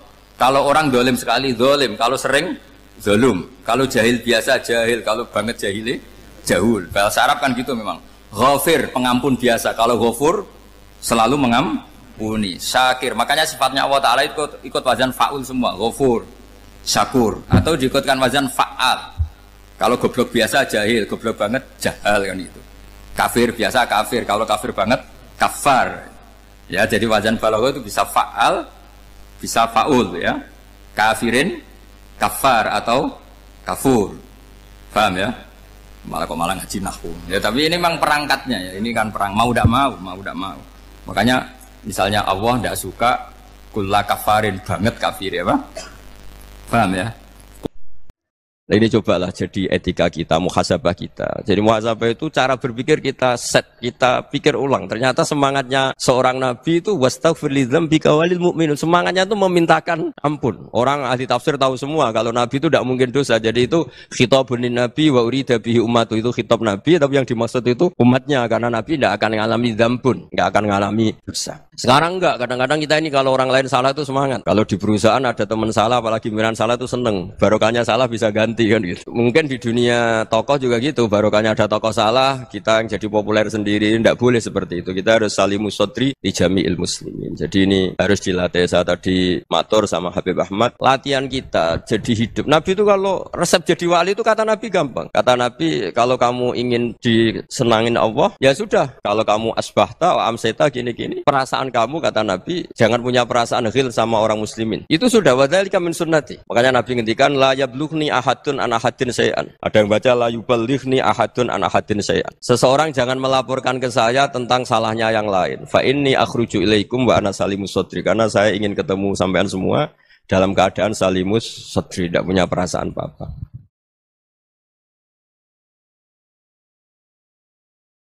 Dalam konteks Indonesia, muhasabah itu sudah jadi perilaku ya. Karena dulu orang tua saya, guru-guru saya kalau ngandani itu, bayangkan kalau kamu jadi dia. Jadi misalnya kita mentang-mentang atasan, otoriter sama bawahan. Bayangkan kalau kamu jadi yang bawahan itu kayak apa? Laukun tamakanah, kalau orang Arab bilang, bayangkan kalau kamu di posisi dia. Makanya guyonannya orang-orang Indonesia itu kan orang ngaramkan judi gitu, bareng dikasih tahu. Tapi yang menang anak jenengan, alhamdulillah. Ternyata ngaramkan itu karena ada anaknya. Kalau anaknya yang menang ya seneng. Meskipun itu guyonan, tapi saya punya padanan itu dalam kitab Hikam. Nabi Ibrahim itu Khalilur Rahman, tentu bencinya minta ampun sama yang namanya maksiat. Suatu saat beliau diterbangkan di alam malakut. Itu kalau di Hikam saya halaman 15 juga. Saya masih ingat betul. Mungkin kalau Anda beda halaman karena beda cetakan. Atau enggak punya kitabnya. Atau punya tapi tidak bisa baca. Nah itu jadi berbagai kemungkinan. Atau punya tidak bisa baca tapi dianggap jimat. Atau digo pencitraan. Banyak itu kaji-kaji tidak bisa baca kitab tapi di ruang tamunya kitabnya besar-besar. Pencitraan itu. Tapi ya bagus lah, enggak apa-apa untuk syiar. Setelah diterbangkan di alam malakut, diperlihatkan sama Allah, ada orang pezina, ada orang syaribul khomri, ada orang mabuk, ada orang macam-macam. Allah tanya sama Nabi Ibrahim, bagaimana pendapat kamu Ibrahim tentang mereka yang maksiat? Kata Nabi Ibrahim, ya Allah habisi saja mereka, mereka hidup di bumi engkau, makan rezeki engkau, kemudian mereka tidak taat sama engkau. Singkat cerita di fase itu, saya ulang lagi di fase itu, Allah nurutin. Sampai sekian peristiwa, mungkin 3 atau 4. Sudah, setelah sekian tahun Nabi Ibrahim lupa peristiwa itu, kemudian beliau diminta menyembelih anaknya. Ini versi kitab Hikam. Memang versinya banyak tentang kenapa Nabi Ibrahim disuruh menyembelih anaknya. Ketika mau menyembelih anaknya, Nabi Ibrahim ragu. Huwa samratu fuadi. Anak saya ini buah hati saya, kenapa engkau suruh menyembelih? Terus kata Allah, apa kamu tidak ingat ketika kamu saya angkat di alam malakut, kemudian kamu usul bunuh-bunuh, saya ada mempertimbangkan usul Anda, tapi kenapa sekarang saya merintahkan kamu mikir gitu. Terus, ya karena ini anak saya ya Allah. Terus kata Allah, rumang samu wong sumpukon mata ini gak gawean kau sing gawe kowe enak wae usul mata ini. Jadi saya yang bikin, kemudian Anda enak aja usul membunuh. Semenjak itu Nabi Ibrahim itu di eranya itu asfaqun nas, orang paling sayang sama manusia. Karena kadang kita keras itu ya kebetulan itu udah anak kita, ada keluarga kita. Cara orang Jawa itu kan gitu ya, kalau ada perempuan terus macak yang macam-macam pakai sepeda motor cowok terus wah itu luput suwuk, semoga-moga gini. Tapi setelah dikasih tahu, niku ponakane jenengan, semoga-moga selamat. Jadi jangan-jangan kemarin ahli ma'asi itu kebetulan itu udah keluarga kita. Kalau keluarga kita yang pernah salah pada kita, semangat kita mintakan maaf. Jangan-jangan kita didikte hukum sosial gitu. Jadi orang yang salah, kebetulan tuh orang yang menservis kita. Atau keluarga kita, atau orang dekat kita. Jangan-jangan semangat kita mintakan ampun. Tapi kalau sama orang lain, kebetulan musuh kita semangatnya minta itu kena adab. Nah ini yang nggak boleh dalam Islam. Islam mengajarkan, niru Rasulullah SAW, Nabi itu rahmatal lil alamin. Bahkan kemarin saya ngaji virtual sama beberapa habaib, ada Habib Ali Al-Jufri dari Mesir, ya, ada Habib Alwi dari Kuitang, ada Habib Nabil Al-Musawa. Dari sekian habaib itu saya masih ingat diantaranya yang didawuhkan rahmatan lil alamin itu ketika Nabi adahu kaumuh, disakiti oleh kaumnya, dan itu mereka masih kafir semua. Itu mereka dapat doanya Nabi Allah mahdi qaumi fa innahum la ya'lamun. Kayak apa baiknya Nabi, orang yang menyakiti, yang melukai, tapi Nabi masih berdoa, mahdi qaumi fa innahum la ya'lamun. Sayyidina Umar dapat doanya Nabi itu ya khina kana kafiran, ketika masih kafir didoakan. Allahumma aizzal Islam bi Umar. Itu ketika masih kafir. Itu pelajaran bagi kita bahwa yang sedang tidak cocok pun itu berdapat doa kita. Ya doa supaya kondisi kita baik, hari tambah baik. Karena agama ini saya berkali-kali bilang limangka nayarjuwa hawal yaumal akhir. Agama ini diperuntukkan bagi yang selalu punya harapan pada Allah Subhanahu wa taala. Saya cerita muhasabah ini tentang hubungan kita dengan Allah. Di Indonesia itu banyak orang fasik, banyak orang nakal. Ya di mana-mana orang nakal itu ya mayoritas wa aksaruhum fasikun. Tapi berkahnya harapan. Mungkin saya kira nakal sok benda, mungkin saya kira sholat sok ben sholat, mungkin sekarang belum sakhok, belum dermawan, suatu saat dermawan. Barokahnya itu kefasikan ini dianggap sementara, sedang fasik, sedang tidak benar. Karena kiai-kiai kita, para guru-guru kita, para habaib utamanya itu mesti bilang semoga husnul khotimah. Nah barokahnya doa itu semoga husnul khotimah itu menjadikan satu pola sosial. Yang sedang fasik ini masih diharapkan jadi lebih baik, jadi lebih. Sehingga kita tidak ngambil sikap ekstrim, yang ingin menghabisi atau ingin mengadili, tidak. Karena selalu kita punya harapan. Dan agama ini limangka nerjuwo hawal yawm akhir. Bayangkan itu kalau yang nakal itu anak kamu. Pasti kamu nggak ingin kan langsung dapat azab, dapat apa. Padahal kita semua jadi tokoh ini abul kulli, bapak dari semuanya. Sehingga ketika Rasulullah SAW jalan-jalan kemudian melihat perempuan sedang menyalakan api. Kalau apinya mati ditiup, anaknya dijauhkan. Nanti kalau sudah jauh dari api, anaknya digendong lagi. Terus kata Rasulullah, matur ke semua sahabat, Aro'aitum anna hadih tarihatan waladaha alan nar. Apa kamu berpendapat bahwa perempuan ini akan melemparkan anaknya ke neraka? Tidak ya Rasulullah. Tidak akan seorang ibu melemparkan anaknya ke api. Terus kata Rasulullah, Allahu arhamu min hadih biwaladiha. Allah lebih rahman, lebih rahim dibanding orang tua ini kepada anaknya.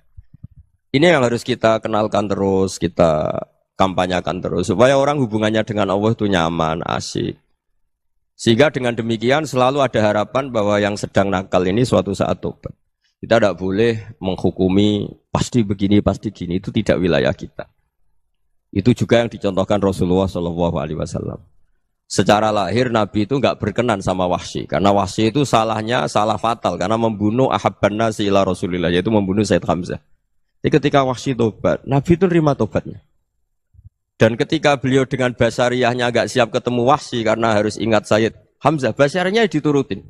Oke, kamu iman, saya turutin, tapi jangan sering ketemu saya. Karena kalau ketemu kamu, saya masih ingat sama paman saya, Said Hamzah. Kita bisa ngelola seperti itu. Kita tidak cocok sama orang, bagaimanapun mereka umat Rasulullah SAW, kita tetap mencintai mereka. Misalnya kalau beda agama, mereka sama-sama orang Indonesia, kita mencintai mereka atas nama warga Indonesia. Tapi kalau misalnya potongannya ora cocok, beda kultur, bawaannya itu mangkelno cara Jawa, ya bisa diilmoni, jangan ketemu. Wong sudah tidak cocok, ingin ketemu nyari solusi. Roh ini tok seneng itu kan ya repot itu. Ya sudah kalau nggak pati cocok ya jangan sering ketemu. Dan itu kita bisa memanage seperti itu tuh bisa. Saya berkali-kali cerita tentang Imam Syafi'i. Kalau dikasih tahu ya Imam Aba Abdillah, panggilannya Imam Syafi'i, tetangga Anda ini ternyata banyak yang nggak senang Anda. Jawabnya beliau senang. Ya bagus kalau nggak senang saya, Anda utang saya katanya. Jadi gara-gara sampean seneng aku ngatur aku ini kan. Dan mungkin sampean ra seneng kan ya enak. Jadi hidup itu dianggap happy. Kalau seneng ya teman silaturahim, kalau nggak seneng ya nggak bakal utang gitu. Baru kayak seneng itu nggak ganggu. Gitu. Jadi dulu itu orang bisa ngelola seneng nggak seneng itu bisa. Karena ada kearifan hubungan dengan Allah Subhanahu wa taala. Hidupnya selesai karena masyghul bi dzikrillah. Mereka sibuk dengan Allah. Makanya kata ulama-ulama tasawuf, kamu jangan melihat manusia perilakunya, tapi kamu juga harus ingat yang gerakkan semua itu Allah Subhanahu wa ta'ala. Dengan demikian kita faroh, kita senang. Makanya Nabi kalau ngutus Anas bin Malik kemudian enggak kesampaian yang diinginkan karena Anas main, ketika garwa-garwane Nabi agak tersinggung, Nabi andaikan Allah menghendaki yang saya inginkan kesampaian, pasti itu kesampaian. Jadi dianggap kegagalan Anas enggak manggil yang dituju Nabi itu ya kersane Allah, ya enteng saja. Sayyidina Ali lebih parah lagi yang dialamin. Itu dalam beliau kalau dipanggil itu enggak cepat-cepat ke sana. Ketika ditanya, kenapa kamu tak panggil gak cepat ke saya? Amin tu ukubatak. Karena aku tahu engkau orang baik. Orang baik itu pemaaf. Jadi makanya orang-orang soleh dulu itu bodoni itu. Makanya sekarang kalau ada orang bodoni itu mesti bidik orang soleh. Kalau orang-orang soleh itu kakean husnudzon akhirnya sering dibodonin. Abdullah bin Umar itu masyhur itu. Kalau ada budaknya serang sholat, sergap sholat itu dimerdekakan. Akhirnya enggak sholat pun pura-pura sholat. Akhirnya juga dimerdekakan. Ketika ditanya, kenapa engkau merdekakan? Padahal mereka sholatnya menipu engkau, kata pembisik-pembisik itu. Man khoda'ana lillah in khoda'na lah. Dia nipu atas nama Allah, berarti saat tertipu juga atas nama Allah. Enggak masalah dong, semuanya demi Allah Subhanahu wa ta'ala. Jadi ketika kita ketemu mensifati Allah Ta'ala itu ghafir. Allah pemaaf. Jangan kamu enggak fair untuk diri kamu nyifati Allah ghafir, pada orang lain Allah kamu sifati syadidul iqab. Jadi Allah kamu atur, kayak MC tadi ngatur saya. Jadi Allah itu apa? Kalau pada saya ghafir, kalau pada musuh saya syadidul iqab. Itu enggak fair. Kalau Anda punya harapan kepada Allah karena Allah Rahman Rahim, Allah ghafir, sebenarnya Allah pada musuh kita ya bisa saja Allah ghafir, bisa saja Allah Rahman Rahim. Sehingga kita melihat orang lain yang kita tidak cocok itu ya enteng saja. Itu min ummati Rasulillah sing tanaluhu syafa'atuh, tanaluhu sa'atu rahmati, tanaluhu fair. Jangan dengan kita kayak mesti dapat rahmat, jangan orang lain kayak Allah pasti syadidul iqab. Itu tidak boleh. Sehingga ketika ada orang Badui, singkat cerita orang Badui ini kencing di masjid, semua sahabat membentak dia. Yang enggak bentak hanya Nabi tok. Saking mangkelnya orang ini karena semua sahabat bentak kecuali Nabi. Setelah dibenarin Nabi, terus Nabi nyuruh sabbu ali dhanuban min ma'in. Setelah disucikan masjid itu, dia berdoa keras sekali. Allahumma arhamni wa Muhammadan wa la tarham ma'ana ahadan. Ya Allah, yang berhak dapat rahmatmu hanya saya dan Nabi Muhammad, yang lainnya jangan. Karena yang lainnya tuh jengkelin, gitu aja saya salah dimarah-marahin gitu. Jadi kalau kamu doa terbatas ya kayak orang Bedui ini, kayak orang Arabi. Apa kata Nabi? Laqad tahajjarta wasi'an. Allah yang rahmatnya luas menjadi kamu sempitkan. Karena kamu mau atur Allah hanya rahman pada Indonesian Power, pada NU, pada kita yang orang lain nggak perlu dapat. Itu kan kasihan Islam karena Islam terus nggak dimiliki semua orang. Allah nggak dimiliki semua orang, Rasulullah nggak dimiliki semua orang karena di NU, di ormas tertentu, di nggak boleh seperti itu. Nggak boleh takhasyar tawasian kata Nabi, nggak boleh mempersempit zat yang rahmatnya itu luas. Ini semoga etika ini kita pakai di Indonesia. Yang sedang fase kita harapkan lebih baik. Yang sedang nggak dapat hidayah kita doakan dapat apa? Hidayah. Masyhur kan, makanya tadi saya mohon sama Habib Ali supaya Habib Ahmad supaya tetap mahalul qiyam, tabaruk sama Habib Ali. Di antara doa-doa di Simtud Duror masyhur itu antuqa bilal mudhniba minnah bil ghufran wal musi'ah bil ihsan. Jadi harapannya para habaib, para orang-orang baik dulu ya, semoga yang dosa itu dimaafkan, yang sedang salah dibuka, bikin lebih baik. Nabi itu tugasnya juga gitu. Wastaghfir li dzambika walil mu'minina wal mu'minat. Nabi itu tugasnya juga memintakan ampun yang sedang salah. Nah ini cobalah jadi etika kita, muhasabah kita. Jadi muhasabah itu cara berpikir kita set, kita pikir ulang. Ternyata semangatnya seorang nabi itu wastaghfir li dzambika walil mu'minin. Semangatnya itu memintakan ampun. Orang ahli tafsir tahu semua kalau Nabi itu tidak mungkin dosa. Jadi itu khitabun Nabi wa urida bihi ummatu, itu khitab Nabi, tapi yang dimaksud itu umatnya karena Nabi tidak akan mengalami dzambun, tidak akan mengalami dosa. Sekarang enggak, kadang-kadang kita ini kalau orang lain salah itu semangat. Kalau di perusahaan ada teman salah, apalagi pimpinan salah itu seneng. Barokahnya salah bisa ganti kan gitu. Jadi kalau mungkin di dunia tokoh juga gitu, barokahnya ada tokoh salah, kita yang jadi populer sendiri, tidak boleh seperti itu. Kita harus salimus sodri di jami'il muslimin. Jadi ini harus dilatih. Saya tadi matur sama Habib Ahmad, latihan kita jadi hidup. Nabi itu kalau resep jadi wali itu kata Nabi gampang. Kata Nabi, kalau kamu ingin disenangin Allah, ya sudah. Kalau kamu asbahta, amseta, gini-gini, perasaan kamu, kata Nabi, jangan punya perasaan ghil sama orang muslimin. Itu sudah wadzalika min sunnati. Makanya Nabi ngendikan la yablughni ahadun an ahadin syai'an. Ada yang baca la yuballighni ahadun an ahadin syai'an.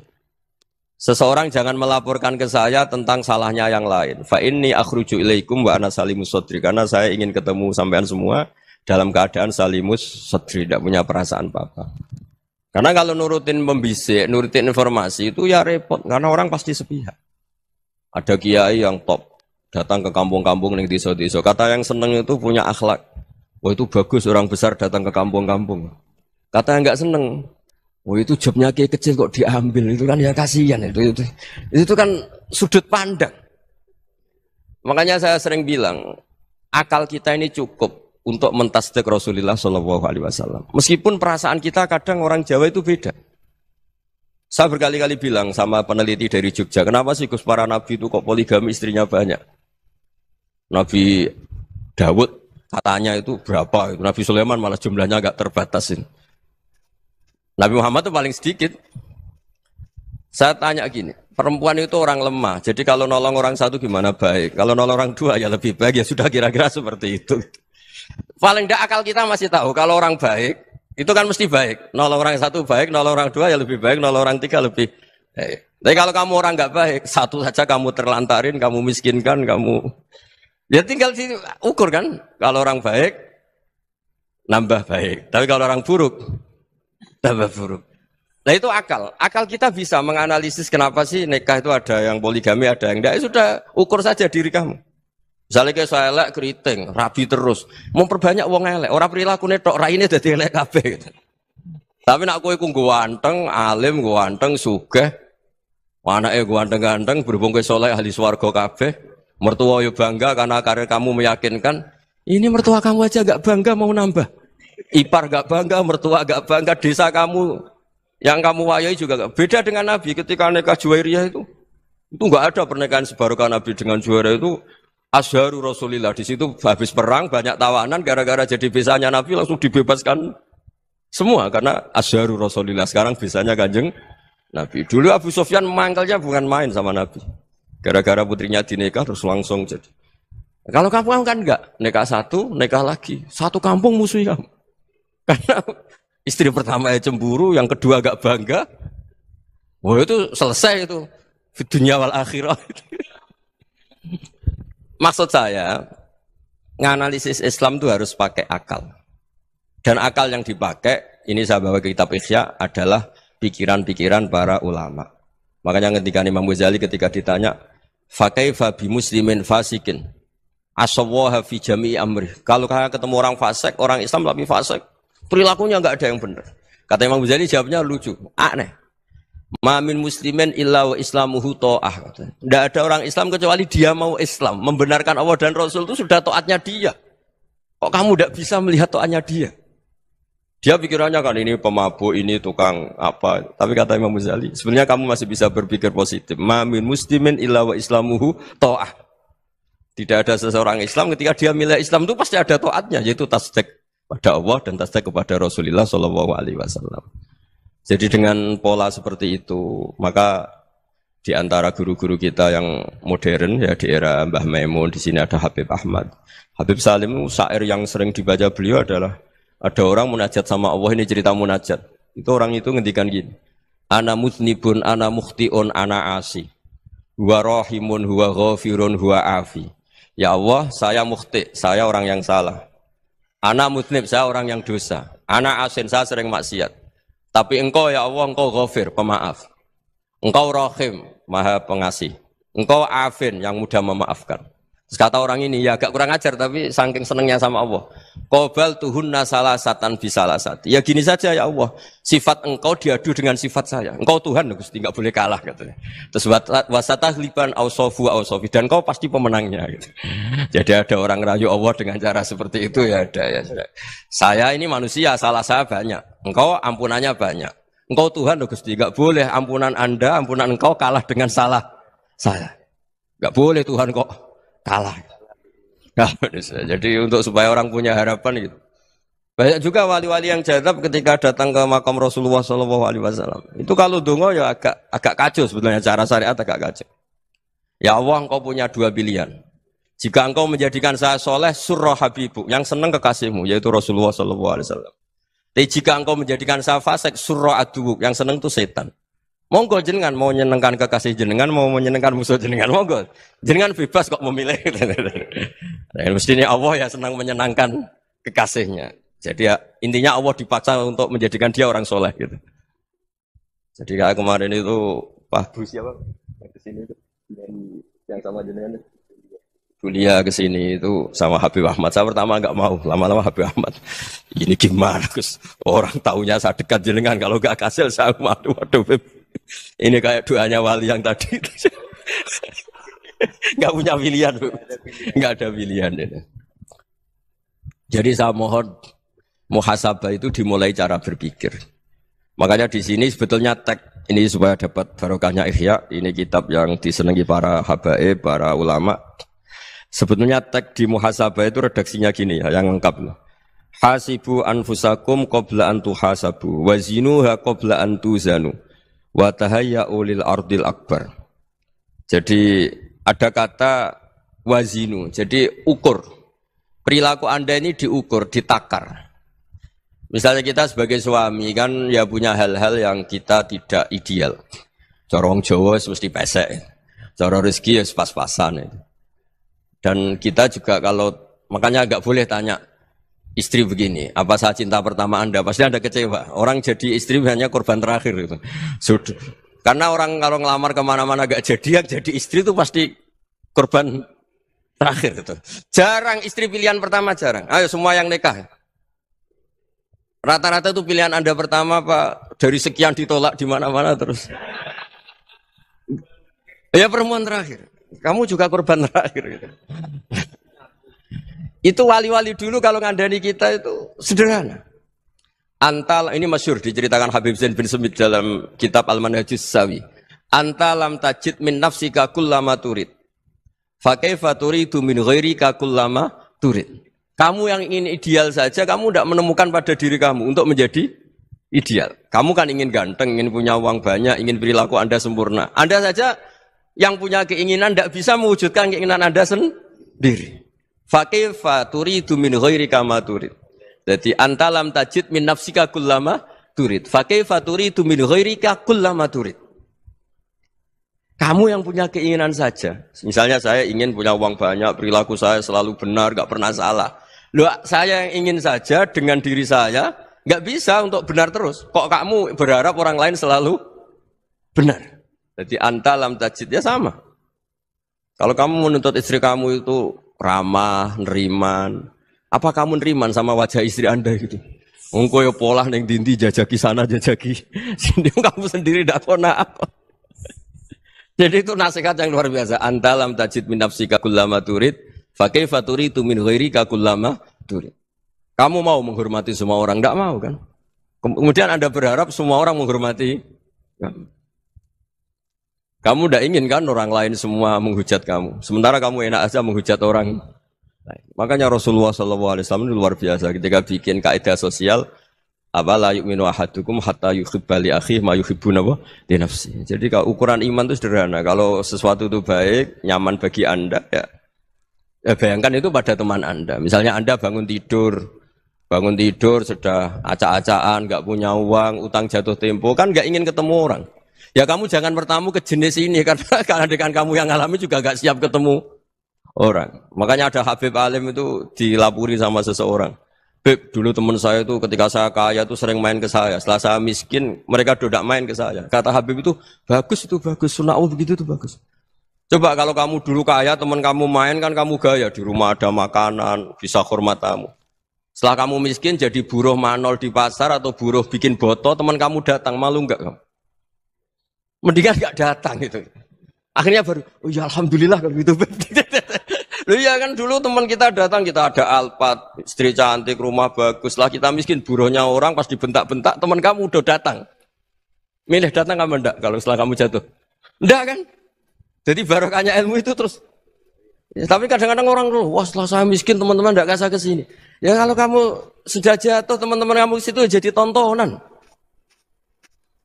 Ya mulai sekarang cara berpikir itu dirubah. Dulu yang namanya kiai itu kalau diundang orang itu ya agak-agak senang. Semenjak saya itu agak rubah. Mengundang kiai, ngatur kiai itu tak haram-haramkan ya ada lumayan lah sekarang itu sudah mulai agak beretika. Dulu itu ngundang tuh tanggalnya ditentukan, jamnya ditentukan. Enggak mikir apa kiai saat itu nganggur, enggak. Punya wadifah, enggak. Dia milih tanggal yang dia nganggur, enggak mikir masa itu kiainya nganggur apa, enggak. Ya saya hanya cerita aja, kamu tersinggung ya monggo, boten ya monggo itu kan. Jadi saya mohon lah supaya tadi saya juga matur ke Habib Ahmad. Jadi untuk orang merasa ikut sunnah Rasul itu gampang sekali kata Sayyid Muhammad. Dulu Nabi berpakaian ala daerahnya. Kalau mikot ya pakai mikotu baladi. Karena Nabi orang Madinah dan beliau berdomisili di Madinah ya misalnya mikotnya dari Bir Ali misalnya. Tapi kalau Anda orang kawasan Tanim mau umrah ya dari Tanim. Misalnya kawasan Jirona ya dari Jirona. Artinya apa? Kamu ngambil mikot karena Nabi mikot misalnya dari Bir Ali, bukan berarti kamu harus seperti Nabi di Bir Ali, kamu orang Mekah, misalnya kamu orang Tanim, orang ya harus dari mikot itu apa? Baladi. Sama, makanya di fikih-fikih itu kalau teknik anak, Nabi orang Arab, halawiyatnya kurma ya kurma. Kalau orang Jawa sedegan, semua bodoh-bodoh. Ya, bodoh-bodoh manis. Alhamdulillah sudah ngaji bareng ya, bersama guru kita Gus Bak tercinta, bersama channel Barokah Ngaji. Semoga bermanfaat dan barokah untuk kita semuanya. Jangan lupa like, komen, dan subscribe. Terima kasih. Sekian. Assalamualaikum warahmatullahi wabarakatuh.